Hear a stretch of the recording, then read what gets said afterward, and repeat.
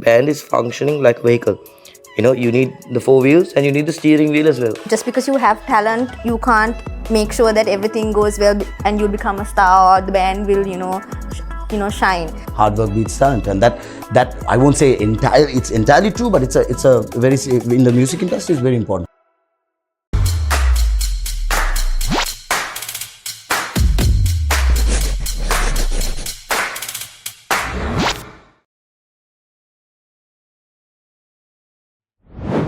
So for the second segment of the podcast, we are going to unpack the journey of becoming a musician. So the first question I have is for you, Shavi.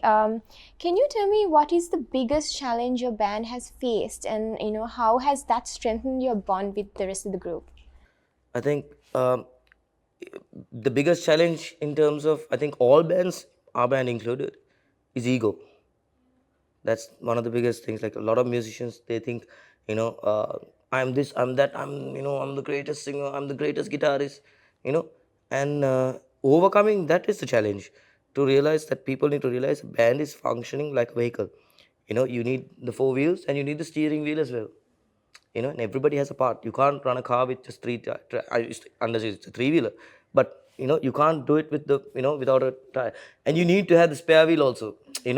So once you get that mentality into your head and you realize, okay, everybody has a part to play, and if everybody does their job perfectly, the vehicle moves, the band moves forward, the people are going to enjoy what you're doing, and then there's somebody at the driving seat. That's the leader of the band who directs the band in the right way, whether it's the wrong turn or not. That's the guy who handles the steering wheel. So that is one of the biggest challenges. A lot of bands kind of fail to realize, because they think I'm the guy that's running the band, I'm the man, I'm the star, everybody's behind me, which is not the case.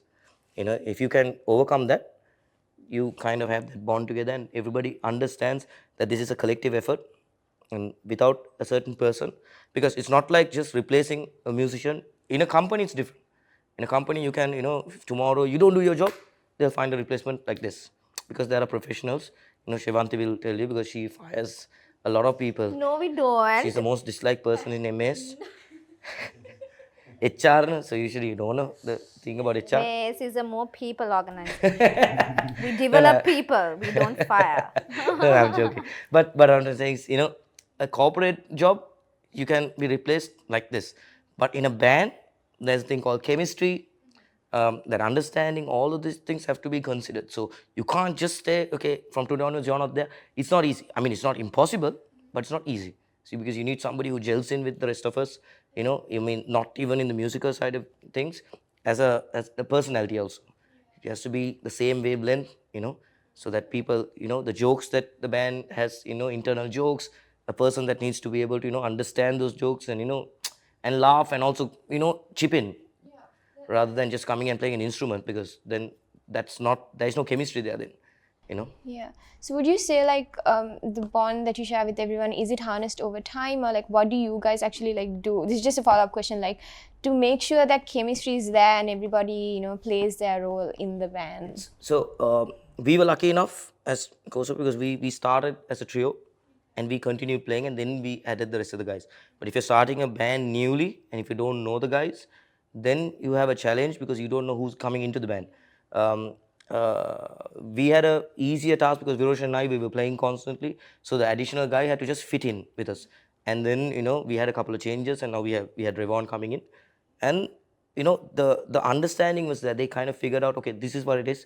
Because okay, when I say things, I'm very offensive. I think a lot of people, I say things, I don't think too much about it. I'll just say what I want to say. Some people get offended, some people don't, but it's just how I am. It's always how I've been. Even with my parents around, I will say what's on my head. I will say it point blank. And so when I say things like that, you have to understand where it's coming from. It's not an insult. It's not a personal attack or anything like that. It's the way I am. So in our band, a lot of people know that when I say something, and if I don't say something, also it's a problem. They're like, oh, Shavindra, mother pen loge. That's the kind of attitude. They think I'm angry, or I'm not. I'm in a different mood.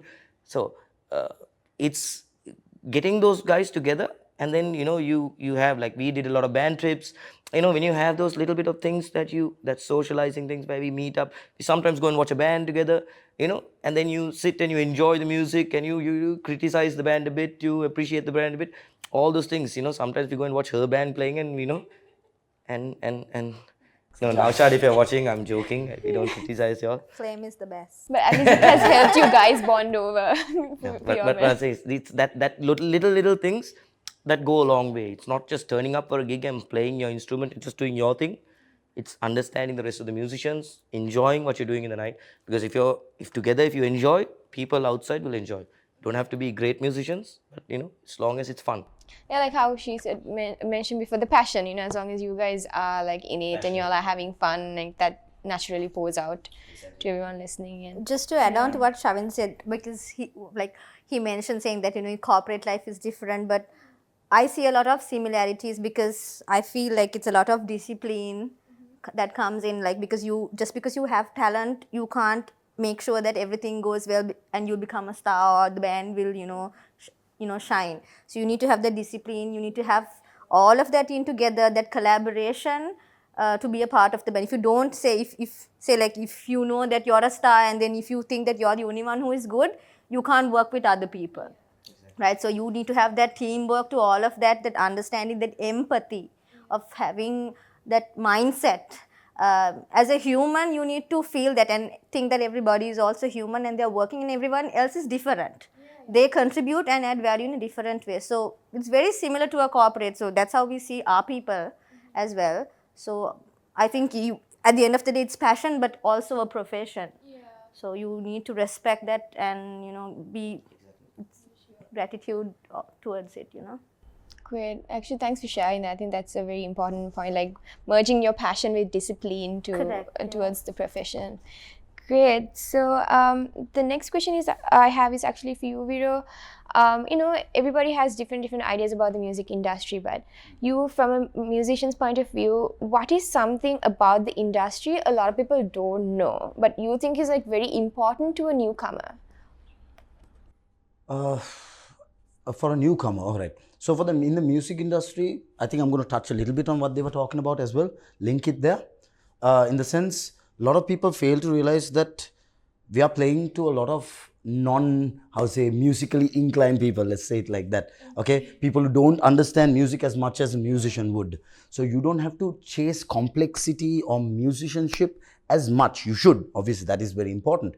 But if you want to monetize this and actually make some money out of being a professional musician, you need other factors which are at play. So it's like the common saying where hard work is more beats say talent. Hard work beats talent, and that I won't say it's entirely true, but it's a very, in the music industry, is very important. Hard work, discipline, and also your sense of respect for, like I'm touching on the same thing, because if you dress appropriately for a particular venue, if you carry yourself, showing up on time, keeping your break short, working hard as in, you don't have to be the most talented band, you don't have to be the most talented musician, but as long as you're working hard and, like I said, discipline, on time for your gigs, you're not slacking when it comes to, in that sense. For a newcomer, a lot of people don't understand that, because they get into the industry thinking you're a musician, free life, they don't take it as seriously. But that's why I'm touching on the fact that a lot of people don't understand music. You can be singing the most toughest song, playing the most toughest solo, but you're late. The manager, the people already don't like you anymore. Because they are corporate at the end of the day. And they don't understand. You come there and you're singing like Freddie Mercury, even they're like, okay, this guy, the manager is like, no, next week let's get some other band because you're late. Yeah. Or you're taking your break too long. Or you're dressed shabbily. So they look at you like, okay, this guy's not good. But they don't understand. You may be singing better than anybody they've ever had at that pub. But that's not what they judge you on. Because a musician would judge you on whether you're pitching, whether you're playing your notes right, whether you're the musicianship at least. But so that side of it is obviously important for you to grow as a musician. But as a newcomer, focus on taking it seriously. Respect your profession. You show your respect for the profession through the way you treat it as a proper, like I say, a profession, a job. Where you dress, you come on time, like what you do at a company. Yeah, sure. So that's something newcomers. That's what I think at least newcomers should No, focus it makes on. sense actually. So thanks for sharing that, Viro. And now that we're on the topic of newcomers, something we all struggle with is stage fright. You know, a lot of us stop ourselves from actually putting out there because we're simply scared of what other people are going to think, or how do we put ourselves out there. So, Shivi, like, what sort of tips and advice would you give to someone who's, you know, struggling with stage fright? Just be shy. Just be shy. You're still afraid, right? You're still afraid. I'm still nervous. I remember, like, when, like, you know, for an example, like, it was one of the parties at my best friend Romela's or something, and then Rukshan Mark, he was there, right? He's my best friend's sister's husband, and he was like, can you sing, you know? And I was so nervous, and I had to go behind a fridge and then just put my voice out there because I was so shy. But that's how the journey started. But then continuously singing, you know, also, you know, being a part, you know, anywhere, you know, you go to a pub or whatsoever, I start, you know, singing, I am feeling so nervous and I sometimes shiver, right? But the more you sing and the more you're, you know, very comfortable with the band, you know, the members, and their encouragement also helps you a lot.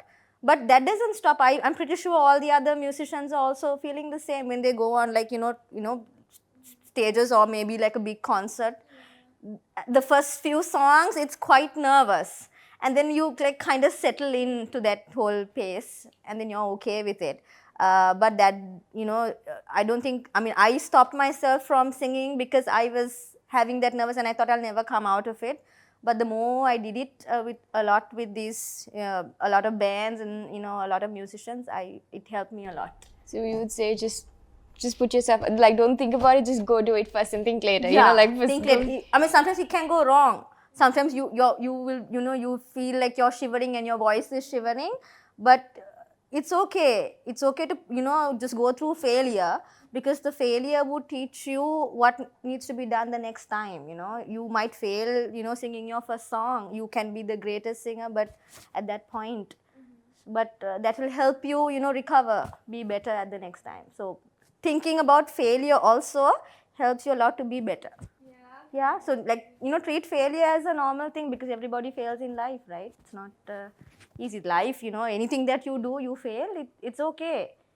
Failure is not like The end. the end. not the end of the story. It's not the end of the story. Even when it comes to us, even for us, when we first started, I remember one day we were at our manager's place. We were there for a bit of a vocal, like a harmony class, and then he gets a call from a hotel, and it's like, okay, they need a band, and he asked us, you guys can go and play, and we were like so nervous because it was like pretty much our second gig or third gig, and we were like, he's like, no, I'll go, and he just got ready, and he went for the gig, and he performed.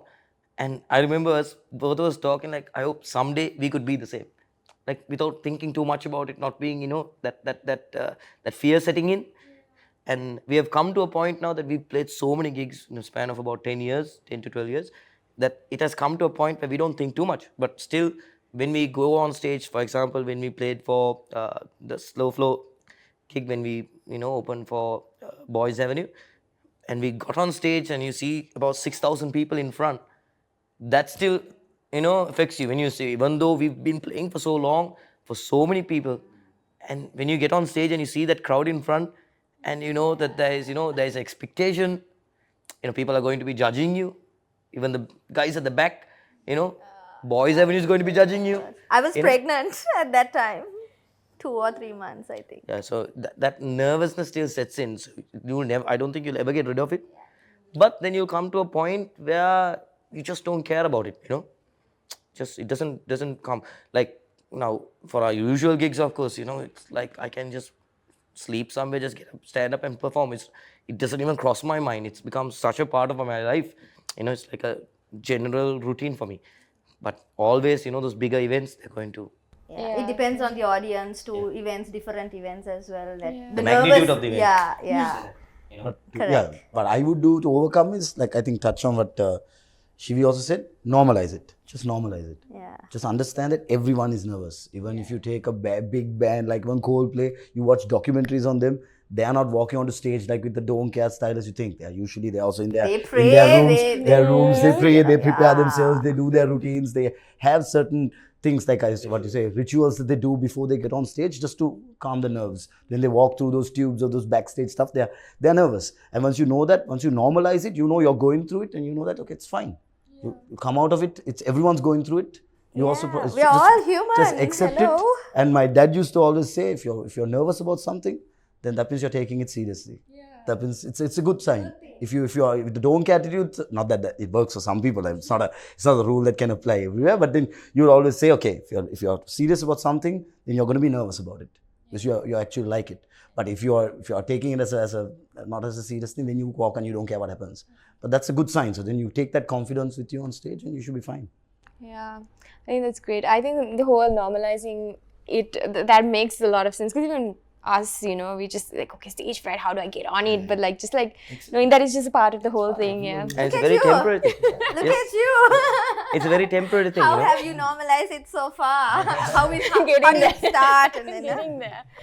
So anybody watching, just remember, the nervousness lasts only a couple of seconds. Yeah. Correct. Couple of seconds. As soon as you get on stage, as soon as you start, after that, long as you have what it takes, then it just eases out into, Yeah, with the crowd and the band members, like, kind of approaching you, like that contact to, the whole connect that you have with the audience, it kind of settles you down and then makes you comfortable. That's comforting to know that even you guys experience nervousness, and it's just a part of the whole thing. Well, that brings us to the end of the second part of this podcast. If you enjoyed that video, make sure to like and subscribe to the GEP YouTube channel. And we also have a bunch of very interesting practical short courses which are related to the episodes from the podcast. So stay tuned.